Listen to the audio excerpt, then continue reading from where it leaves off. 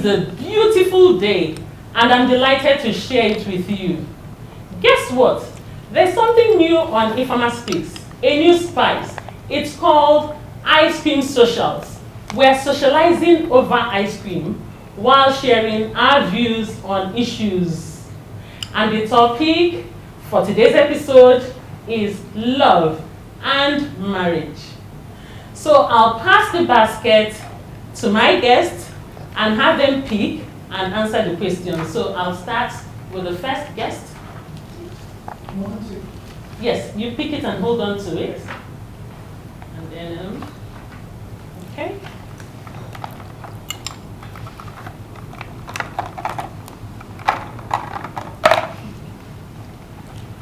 Thank you. I can't wait. What number is your question? Number 12. Question 12. Question number 12. Ta-da! What do you do when you're extremely angry? And how does your husband respond? Who seeks to make peace first? Okay. When I'm extremely angry, I'm a very peaceful person, in all honesty. When I'm angry, I have learned over the years not to lash out because you say some hurtful things. So what I do is, when my husband knows I'm very angry, I just walk away. I walk away from him. And I remember there was a time some years back, I walked away from him and I walked into my room and I went straight on my knees and I started to pray. And my husband was scared because he was like, you're not calling anybody, you're not shouting at me, you're not screaming. You went to report me to God, there's a problem here. So I think I walk away, and then later on, he always comes. I will be honest enough to say my husband always comes to me. I'm learning to go to him, but he always comes to me first. Oh, so touching. That's nice. Thank you so much, Coco. So we move on to happiness. What number did you get? Number 2. Okay. Number 2. Question number 2. What did you think about your husband when you first met? Really, I didn't think anything about him. When I first met him, I was like, you are not going to talk to me, are you? And he walked past. It was actually his friend who talked to me. But guess what? He called. So the second time I had an opportunity of meeting, then I thought about him. I had a closer look at him and I actually said to myself, he's really a very good looking man. And then beyond that, I saw that he was really a very loving man because he had the heart of God. Nice. Oh, happiness, you almost made me start thinking about falling in love. Okay, the next one is Cynthia. Question 5. Question 5. What about your husband excites you the most? My husband is a very quiet and calm and calculated person. Okay. I think that's what excites me about him the most. I'm the total opposite. I'm chatty, I'm very extroverted, so when I see how he socializes in the exact opposite way, it's sort of like a mystery to me, and I wonder, how does he do it? I think I make friends because I'm chatty, but he makes his own friends and he does it in a very calm way, and it blows my mind. Nice. I think that's basically what stands out. Nice. Okay, so I move on to Biodun. Okay. Here goes. Question number 8. Question number 8. Gift-wise, how best has he expressed his love for you? That is a $1 million question because okay, if you are going to describe my husband, he's a giving person. In fact, he gives to the point where you are almost like shaking him, what's going on, you know? And typically, it's not even just to me or to his immediate family, he gives to everybody. So, I don't know. I think on a daily basis, this man just keeps giving me things. And sometimes I even have to like caution myself because I think I got to a point where I started getting used to it. And I wasn't really appreciating it, you know, externally anymore. Although I would like it, but I wasn't, it just became the norm. So now I have to caution myself. And like Cynthia, I'm quite expressive. If I don't like what you gave me, you'll see it on my face, you know. So I have to like caution myself and say, okay, accept it first, then. But he is always giving. That is, so I cannot like pick out one particular gift. Pinpoint one particular one. No, I mean, for example, when we first got married, he had this rule, and the rule was that I always get to drive the better car in the house. You know, my husband will couch it because he feels that people will think he's just a nice guy. So he wants to couch it in some manly, you know, you always have the best car because I don't want to be worried if you're on the road. I want to be worried if anything will happen to your car. But really, he's just a giving person. So for that, for example, I know if there are two cars in the house, I get the better one. It's a given. It's a given. He's a giving person, so really. Nice. So we move on to Adiola.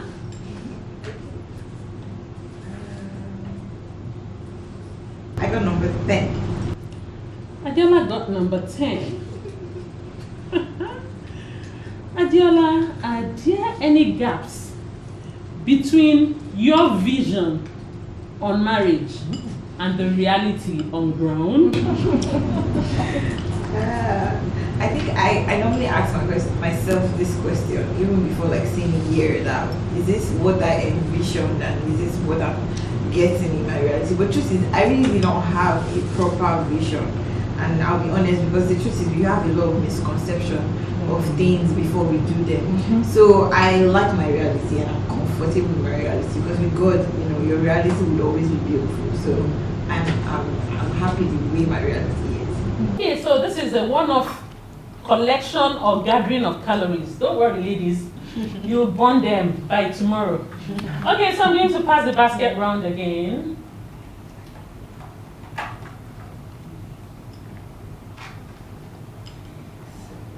Pick one.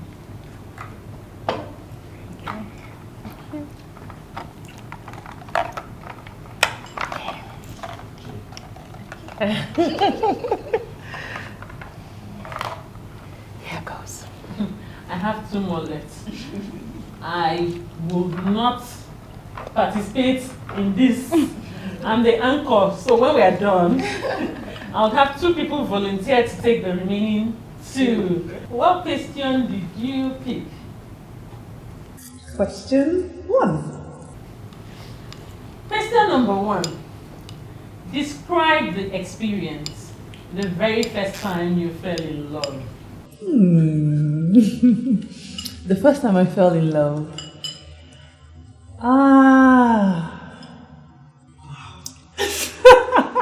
I'm feeling actually very giddy right now. I'm reminiscing. I was sitting in a car with my then boyfriend, now husband, and we were talking, and it was funny because we would have long talks overnight in his car. He would come to see me in school, and then there was just this day, and we were listening to the radio. I think we had talked ourselves tired, and we just listened to the radio, and a song came on, and it was Michael Jackson's Speechless, and it was just perfect. It was perfect.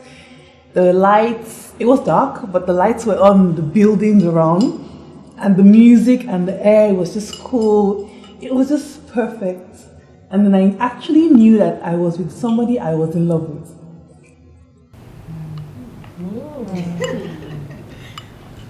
I'm actually speechless.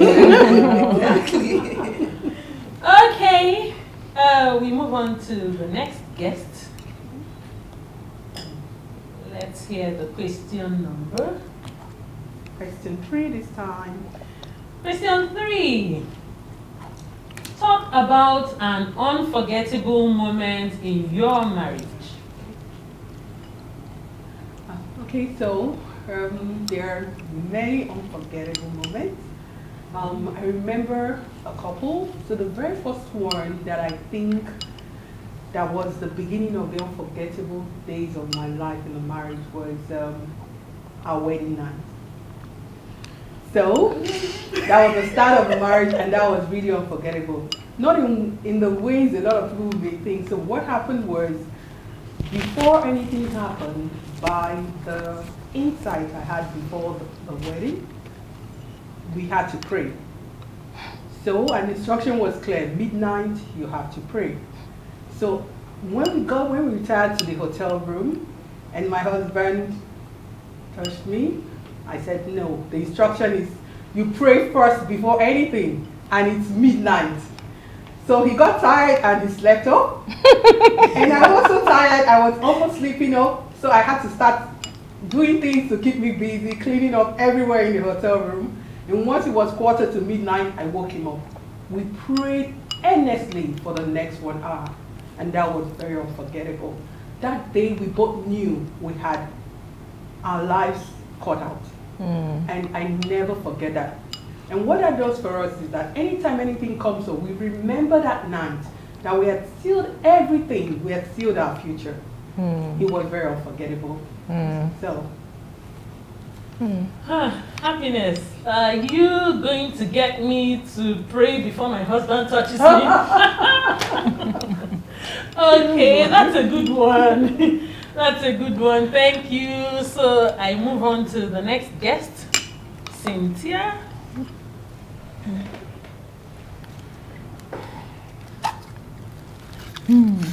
Question 4. The look on her face. Question 4. Okay. When? How? Where did he pop the question? And what was your reaction? Okay. I had started seeing my husband almost a year plus before he popped the question. I was almost out of the country. I was on my way for my master's. And this was the eve before my departure. And he hadn't popped the question. And I was worried. Because I've always been one person who wanted to date guys or see guys to marry them, not to just be in a relationship. So I was worried and wondered if I had just wasted my whole year. And I mean, this was last night and I did not see it coming. I wanted it, but I didn't see it coming. So we're at a function. I was even one of the event planners for the function. And I had invited him and a couple of his friends and his family, his sister and her fiancé at the time. And he just, in the middle of the program, just, they had this song on. Okay, they had I See Your True Colors shining through just before that. But I was running around and walking around, and immediately the song just stops. I see him go on one knee and he brings out the ring and says, "Will you marry me?" Of course I would marry him. So I said yes. But I was shocked. Yes. But I was shocked because I wasn't expecting he was going to do it at the last minute. It was really very fairy tale like, and of course I said yes, but I had my mouth open and I had a lot of things in my mind at that time, trying to say so many things. And after that day, or after that moment, when we were together, he says, "God, you had your mouth open for a long time." And I was kneeling down for a long time. I was wondering, will this girl say yes? I was like, of course I was going to say yes, but yes. I think that was really interesting, and I liked the timing. It really gave for some sort of excitement. And yeah, and he needs to understand that you had been waiting for that moment.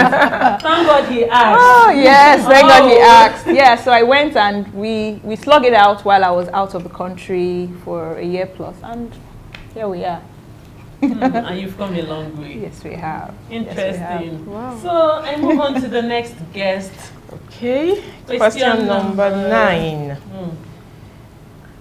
Question number 9. Who strokes the passion in the relationship?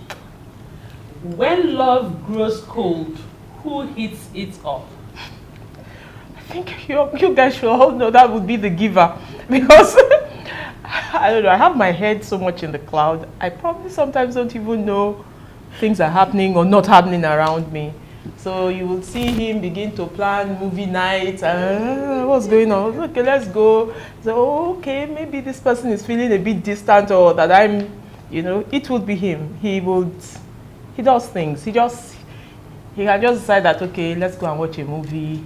And then, unfortunately, the sad part is that when my husband gets on a horse, it takes him a long time to get off that horse. And so you can be watching movies, and you say, enough of the movies, for God's sake, look, the love is back. No need, But he's usually the one. He's usually the one. All right, thank you. That's a good one. And then I'll be sure to ask my husband to take me out for next time. Okay. I move on to my next guest. Adiola. Question number 11. Question number 11. Question number 11. What has been your greatest challenge in marriage, and how have you overcome it, or how are you coping with it? Okay. So I would start with before we got married, because we dated long distance for a long time. And a lot of people always want, like, how did you do it? Like, how did you guys cope and everything? And one of the things that we always used to, like, was because I'm a resolver. Like with him, I always tell him, like, he's my best friend, he's my everything. So I don't like when there's strife, or I hate, like, when we're having, a hostile condition. And so one of the rules when we're dating long distance was, you can't go a day, like, not talking because we're having an argument. We always have to talk it out and resolve what the issue was. So yeah, it was different, of course, when we started living together. It was different, because I'll be honest, like, the first year of marriage was always the hardest, and it really was kind of, and we used to have this little disagreement. And I think the greatest challenge would have been, us really misunderstanding each other's motives most times, because I feel like most times I'm a very defensive person. I've dealt with some things, personally, that I feel like has affected my outward look at the world. So I'm a very defensive person. Like, I take things to heart, like, oh, you've attacked me in a way or something. So I think that was one of the things that we probably still, try to work around it. But one thing is that he never lets it, sit in me for a long time. When I think, oh, he's thinking, when he thinks that I'm thinking something, he doesn't let it sit in me and fester. He comes and, we resolve it, and, before you know it, we're back on track, Like, I can give, like, an example, something that happened recently, like 2 days ago. He was in my bathroom, and I'm saying, oh, why you, in my bathroom? What happened to your own bathroom? And then he took it serious, because he said I was, having a straight face. But, before the night was over, we talked it out and just said, it's nothing. I just, how we always just joke around, like, why do you want to come use my bathroom? Why can't you use yours? We just, and we settled it. So I think most times, it's normal that we always have these little tips, but I can't really say that we have a great challenge. But it's just, little misunderstanding and disagreements here and there, but we've always told each other, always talk it out. Yes. Thank you, Adiola. Those little issues actually strengthen the relationship. Okay, especially when you settle them properly. Yes. Okay, so I have 2 other eggs here, and I'm wondering, who would want to go? Okay, I could try. Let's see.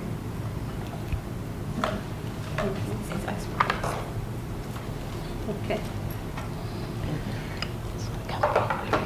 I have question 7. Okay. Question 7. In all the things your husband has done for you, what stands out? It's difficult to pick something that stands out, but I'll try.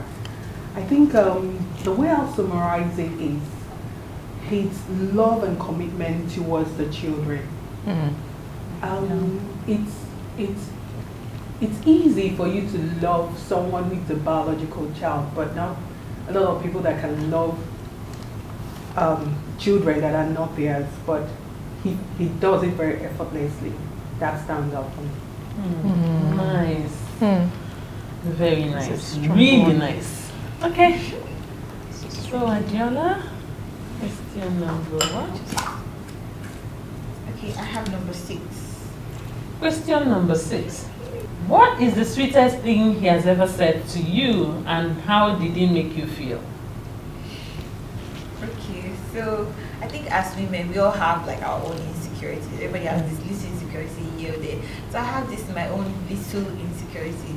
But like ever since I met my husband, like he has always made me feel like that thing was like, I've never even told him, but I think he knows. But he always says like, I love that, particular thing. And I don't know, it always just makes me feel like, I could just die a happy woman. I just, like, it just makes me feel very strengthened and empowered. Like, I couldn't care, like, what the societal norm is. Like, when you have that one person that makes you feel like everything, you're perfection itself. And he always tells me, like, you might not be perfect, but you're perfect for me. So, and that, to me, is like, a embodiment of everything I've always wanted to feel, as a woman. So, yes, that's what's it for me. So Adiola is the perfect woman For a society. for a society. Yes, I am. Good. Okay. All right. And then I'm wondering, would anyone want to go on any question someone else answered? So I'll just read out the questions and see. So question 1, describe the experience the very first time you fell in love. Okay? You pass. Okay, question 2. What did you think about your husband when you first met? Okay, I think I'll go for that one. Okay. Oh, okay. When I first saw him, I don't want to say the word met. I think I saw him first. I saw him in a corridor in a house. I came along with somebody to visit another person, and he happened to be there. And so it was dark, and I don't know, there was just something, there was an attraction. But I didn't know if it was just a fleeting attraction or it was something strong. But luckily, he felt the same way, even though he masked it very well. Over the coming days, months, we now realize, oh my goodness, you were feeling the same way I was feeling, But I think there was something in me that just wanted to give it a try. So there was that thing. So it wasn't love at first sight, because I was a very guarded young person at that time. But I want to say I knew there was something about this person that I would cherish for a long time. And I think I am going to coin a phrase from that. Attraction in the dark. I'll move on to question number 6. What is the sweetest thing he has ever said to you, and how did it make you feel? Sweetest thing. Okay. Okay, so for me, the sweetest thing that my husband would have said to me, it's still, I love you. But it's how he says it, the times that it really resonates as being the sweetest time. And in those times, you can see in his eyes, and you can literally feel the sincerity of the words, and you can almost live in the word when you hear it. And sometimes he says it even when you've done something very wrong. He just looks at me and says, just for nothing, I just love you. It's not because of anything. And when someone tells you that sincerely from the bottom of his heart, when you've done something wrong, you've hurt him or done something wrong that is not right, then, I mean, you're in heaven already. Listening to you, I already feel loved. Okay, question number 7. In all the things your husband has done for you, what stands out? Okay, I would like to. Okay. After I got married, because we're not really based here, so we wanted to have a base here in Lagos, and we had like an house search and everything. So I've always, like as a young girl, I've always liked the idea of the White House, white, beautiful house. So being my neighbor, you might understand where I'm coming from, but we had like a long search. We went to different places. The search was on for months. Like my husband is, I don't say like he's perfectionist, but he has like how he wants things. He knows how he wants these things to be done. So lo and behold, I saw the house I wanted, and I felt like we connected, and that was like we both wanted this place. Like in my mind I was like, yes, we have a room already. But a week later, he comes back and tells me, he already bought, a house. And I was, to be honest, I was sad. Like, I was really sad because, I'm like, you didn't tell me when you were doing the deal. What happened? Like, what exactly happened? Like, what went wrong? Like, because we're in conversation. We went to this last house and we're like, yes, this was the house. We were both like so affirmative. It was white. It was, all the things I always wanted. So I'm just like, don't worry, babe. I'm going to take you there. And you love it, I'm going to make it your dream house and everything. So on coming to the house, and I was stunned because we'd seen this house on our numerous house search, but the thing was it wasn't white, and I was bummed, like but then he made me, that's the thing about my husband that makes him so perfect for me. He makes me see the possibility.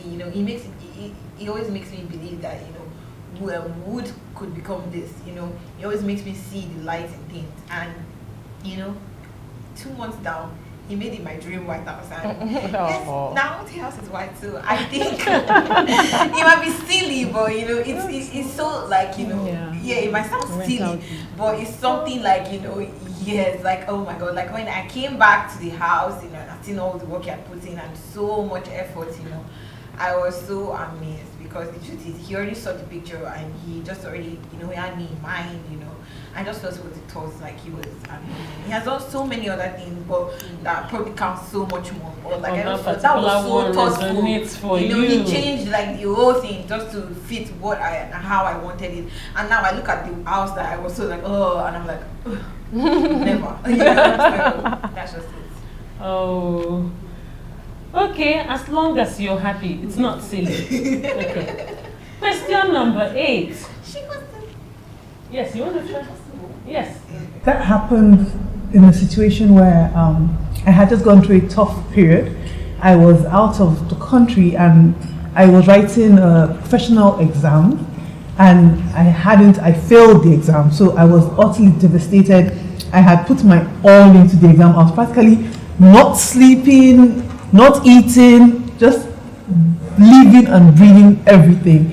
And the exam took so much, and I found out I didn't pass, and I was devastated. And I called my husband and I told him, and he thought I was joking. Somehow I thought I was just playing with him. And I said, okay, I'm coming into town. I couldn't even stay. I didn't want to spend one more night in that place. I wanted to travel back that same day. So I came back that evening, and I had gone through a long day of reading for exams, coming up, failing an exam, and I felt really sad and exhausted. And I got to the airport and I bought an ARIC ticket. And the flight was delayed for almost 6 hours straight. And we ended up leaving, having to travel out of that city at about 11 o'clock at night. And I just wanted to go out. I wanted to leave. So I told my husband I was still going to come up with the flight. And fine, we left around past 11 and we got to Nigeria maybe around 12 or past 12 or something. And my husband was working that day and he drove all the way to the airport. And I told him I could find, we could get someone else to come pick me up, Uber or whatever. And he said no, because he understood my space of mind, what I felt, what I needed at that time. And he had to go to work the next day. But he drove down to the airport and he waited for me. And getting to the airport was one thing, getting my luggage was another thing. We spent another almost 45 minutes waiting for our luggages to get there. And he waited, and I remember when I saw him, he just, the hug, and he just said, I believe in you, you will make it. So don't feel bad, don't feel, destroyed, because at that point I was destroyed. And he was like, don't worry, we'll do it again. And I was like, how could I have ended up with such a perfect person? Oh. And he just kept on cheering me on every 5 seconds. Are you okay? Are you fine? All the way, We got home. He practically talked me into bed. As in, I was treated like a baby all through. And with that, I was resolved. Not to get it for myself, but for my husband, because he had put in so much energy, so much financial, might and everything. And the commitment was too much. So I am happy to say the next time, in about 6 months, I went back and I wrote the exam and I passed it. And I told him, I'm not passing for me, I'm passing for you. Because the love, the concern, the care, everything was just too much. So.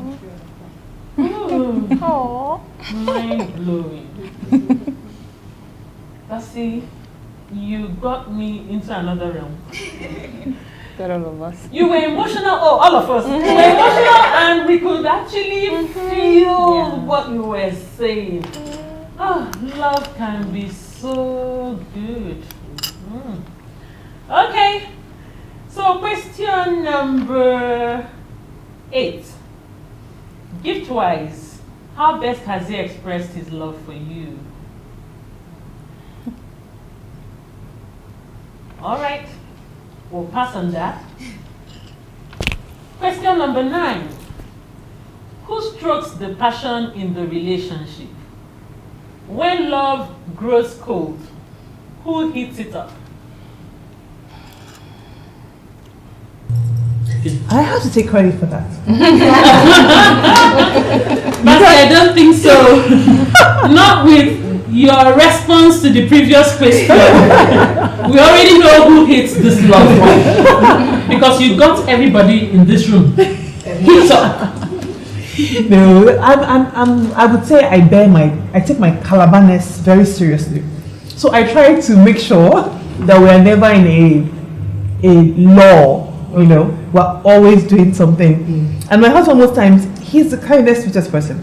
And he will tell you, okay, I have to work late. He's so dedicated to work. He could work for 5 days, come back at past 11, almost 12 o'clock, And then I'm like, okay, Friday you want to rest.